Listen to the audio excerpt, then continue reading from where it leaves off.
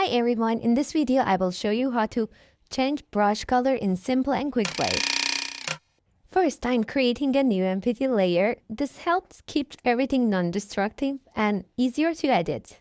Now I will select the brush tool, which shortcut is B.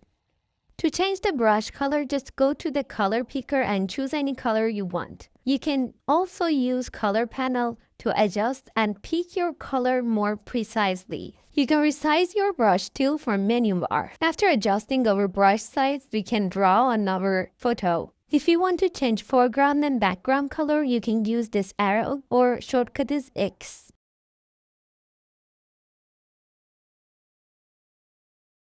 Another easy way is using Eyedropper tool to pick a color directly from the image.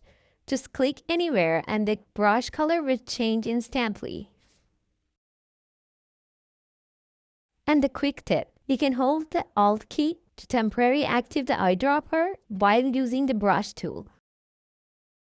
And that's it. That's how you can easily change the brush color in Photoshop.